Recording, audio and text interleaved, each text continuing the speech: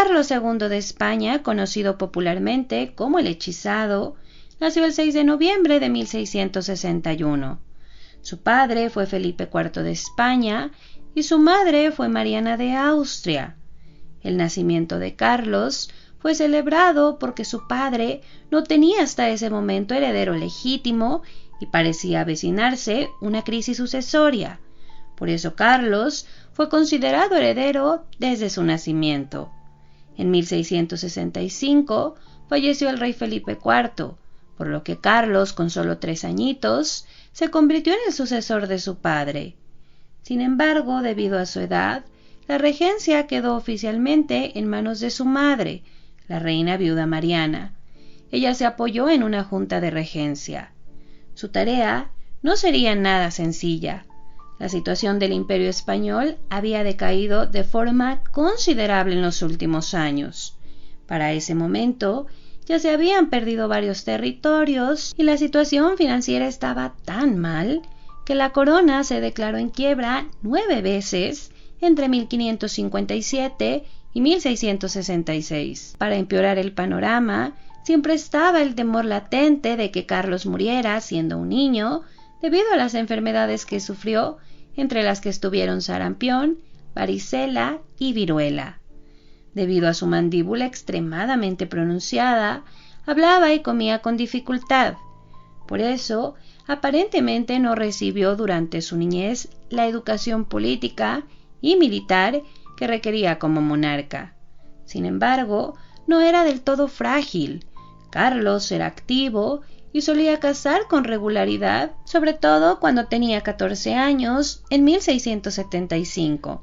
En ese momento, también se reportaron sus avances en las matemáticas y la danza, y según algunos embajadores extranjeros, su capacidad mental era completamente normal. Sin embargo, aunque técnicamente la regencia se disolvió ese año, porque Carlos ya era considerado un adulto legal, él no ejerció poderes reales. De hecho, se restauró la regencia 2 años después, porque su madre, la reina Mariana, alegó que la salud de su hijo Carlos no soportaría las tensiones del gobierno. El periodo de regencia, desde entonces, se caracterizó por desacuerdos y la competencia de los nobles por participar en los asuntos de Estado, sobre todo Juan José de Austria. Él era medio hermano ilegítimo por parte de padre de Carlos. Juan José había sido reconocido por el rey Felipe IV. En ese momento tenía 36 años y ya había realizado numerosas campañas militares en Europa. No siempre tuvo buenos resultados y de hecho sufrió varios fracasos que supusieron golpes importantes para el imperio. Sin embargo, era indudable que tenía experiencia, porque además de que participó militarmente, había asumido cargos importantes como el de gobernador y virrey. Juan José no dudó en expresar abiertamente su deseo de participar en la regencia y su rechazo al que consideró un mal gobierno de parte de la reina viuda Mariana. En respuesta, ella lo excluyó del gobierno y colocó extranjeros como asesores, incluyendo el austriaco Juan Everardo. Las cosas no hicieron más que empeorar, sobre todo después de que se hicieron los tratados de 1668 que pusieron fin a la guerra con Francia. Si bien estos dieron paz, aceptaron la independencia portuguesa. Esto generó un enorme descontento popular que aumentó cuando los costos de la guerra provocaron ciertas hambrunas. Para 1669, las cosas alcanzaron un punto crítico. Juan José tomó el poder apoyándose en la nobleza descontenta con la reina viuda, quien terminó abandonando el poder y la corte.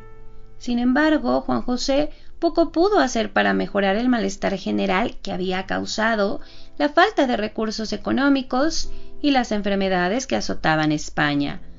Tampoco encontró estabilidad y perdió el apoyo popular con el tiempo. Falleció el 17 de septiembre de 1679. Antes de su muerte, le había arreglado a Carlos un matrimonio que era vital porque se necesitaban herederos, pero también lo usó para mejorar la complicada relación que tenían con Francia. Así, en 1679, con solo 18 años, Carlos se casaba con María Luisa de Orleans, sobrina del rey francés Luis XIV. Ella era un año menor que Carlos y no ejerció gran influencia política. De hecho, después de la boda, la reina viuda Mariana regresó como reina regente, pero su influencia disminuyó. Carlos y María Luisa mantuvieron una buena relación personal, pero nunca concibieron hijos, lo que supuso una gran presión para la pareja. Se supuso en un inicio que Carlos podía ser impotente, aunque la propia María Luisa aseguró que su matrimonio había sido consumado. Para el momento de su primer matrimonio, Carlos ya ejercía como rey, aunque se rodeó de asesores. Fue durante sus primeros años de mandato, que ya fuera por los consejeros o sus propias acciones, la economía española dejó de empeorar, gracias en parte a que se redujeron algunos gastos y los impuestos. Esto no quiere decir que la situación mejorara de forma definitiva, y no ayudó que España continuara la rivalidad que durante siglos había llevado con Francia. En ese momento, Francia estaba en un escenario completamente diferente. Estaban en uno de los mejores momentos de su historia y tenían al rey Luis XIV, quien logró consolidar su gobierno como absoluto. Entre los conflictos más graves que tuvieron ambas naciones, destaca la Guerra de las Reuniones, que se libró entre 1683 y 1684, conflicto en el que también participó el Sacro Imperio Romano Germano. Otro conflicto importante fue la invasión de Cataluña en 1691 por parte de los franceses. En el año 1689 falleció la reina María Luisa y no solo dejó a Carlos sin herederos, sino además profundamente dolido por su partida. Él no tuvo tiempo de duelo, pues de inmediato se eligió otra esposa, María de Neuburgo. La pareja se casó en persona en mayo de 1690. Las mujeres de la familia de María se caracterizaban por tener muchos hijos. Sin embargo, este matrimonio tampoco tuvo descendientes, y a diferencia de su predecesora, María afirmó estar embarazada en varias ocasiones, aunque es probable que este segundo matrimonio ni siquiera se consumara. María además alentó a Carlos a someterse a exorcismos, enviándole la culpa por la falta de hijos. Aparentemente, los exorcismos y otros tratamientos no hicieron más que debilitar la salud de Carlos. El 16 de mayo de 1696 falleció la madre de Carlos. Esto le permitió finalmente poder gobernar de forma completamente independiente, aunque su esposa, María, comenzó a influir más en la política y llegó a controlar incluso el acceso al monarca. Para ese año ya era evidente para todos en la corte que Carlos no dejaría un heredero. En el caso de España, sí se permitía que las mujeres accedieran a la corona o inclusive sus descendientes. Carlos tenía 2 hermanas legítimas. El detalle es que las 2 estaban casadas con monarcas extranjeros. La mayor de ellas, María Teresa, se había casado con el rey francés Luis XIV, perteneciente a la Casa Borbón. Ellos tenían descendencia. Sin embargo, antes de casarse, María Teresa renunció a sus derechos a la corona española, lo cual fue aceptado por Luis XIV, pero a cambio de una dote que nunca recibió en su totalidad. Por otro lado estaba la hermana menor de Carlos, Margarita Teresa. Ella se había casado con el emperador Leopoldo I del Sacro Imperio Romano Germánico. Ellos tuvieron una sola hija, María Antonia, que se casó con Max Emanuel de Bavaria. Tuvieron un solo hijo, José Fernando, que fue considerado heredero, pero él falleció en 1699. Desde entonces, Carlos, hijo del emperador Leopoldo, y quien era bisnieto de Felipe III de España, fue considerado por parte de los Austria como el candidato al trono español. Como resultado, la corte española se dividió básicamente en 2 bandos.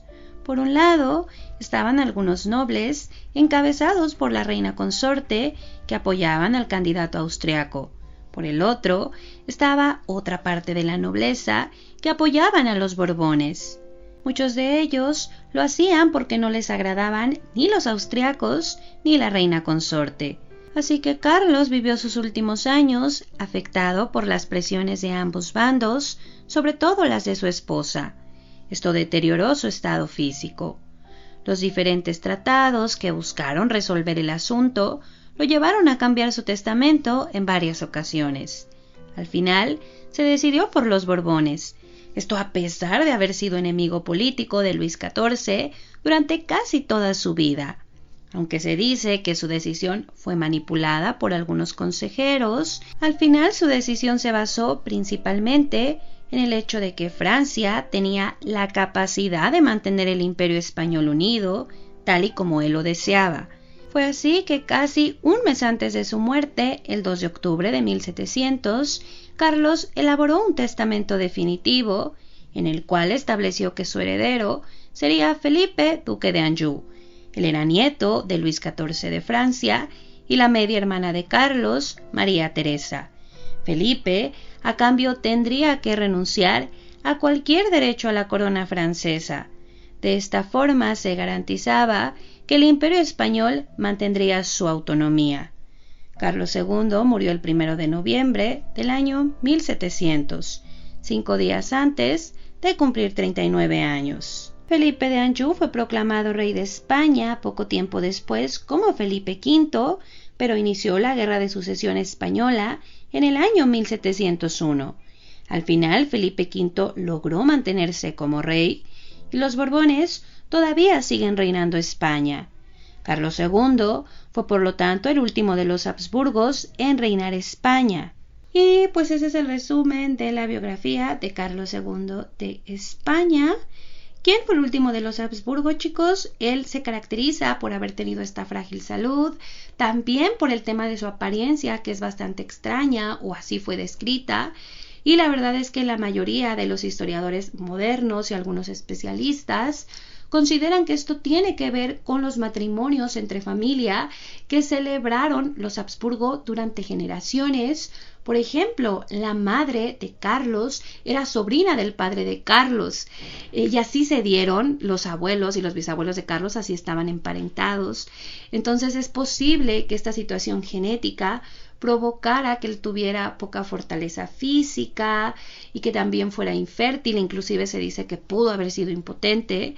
Pero hay otros especialistas y otros historiadores que consideran que no hay evidencia suficiente para considerar que los matrimonios hayan provocado eso en él, porque, por ejemplo, su hermana, pues ella sí tuvo una hija, tuvo una salud relativamente buena, a su vez su hija tuvo un hijo, así que realmente es complicado, chicos, dar un diagnóstico definitivo, sobre todo porque mucho de lo que se sabe de él a nivel personal tiene que ver con lo que describen los embajadores y algunos cronistas, que muchas veces, chicos, pues no era totalmente verdad o se exageraba por alguna razón política. Así es que pues sí es muy complicado. También con él hay una situación, chicos, y es que como él es el último monarca de los Habsburgo y luego llegan los Borbones, cuando se daba un cambio de casa en alguno de los reinos, pasó en otros países, pues esta nueva casa se encargaba de alguna forma de minimizar a la otra para que su llegada fuera mejor. Era un tema también de propaganda. Así que es posible que también se hayan mezclado muchas cosas en cuanto a lo que se cuenta de Carlos y que lo hayan querido hacer parecer mucho más débil de lo que en realidad es. Nunca lo vamos a saber. Y pues realmente yo creo, chicos, que también a veces se le culpa demasiado de que él tuvo la culpa de que el Imperio Español pues estuviera tan mal. La verdad es que él ya lo recibió muy mal. Él es rey durante mucho tiempo, en teoría, pero en la práctica es muy poco tiempo. Y también siempre por ahí estaba influido por la segunda esposa o por consejeros y así. Y más bien las cosas no empeoran durante su reinado. Digo, tampoco mejoran mucho. Pero sí, chicos, él ya lo recibió en muy mal estado. Ya había muy malas finanzas. Entonces creo que en ese sentido pues hay que ser justos. Era muy complicado que él mejorara toda la situación. Pero pues al final él toma esta valiente decisión, ya sea manipulado o no, de dejarle a quien consideró que era mejor España, y al final pues se dio toda esta guerra de sucesión, Pero pues el propósito creo que se cumplió, chicos, porque el imperio realmente no se hace pedazos, se queda gran parte junto y Felipe renuncia a sus derechos, no se une con Francia, que era lo que muchos temían, que pudo haber pasado porque se dieron muchas muertes en Francia, pero bueno, ese es otro tema. Y pues eso es todo de mi parte, chicos. Yo espero que les haya gustado el video y muchísimas gracias.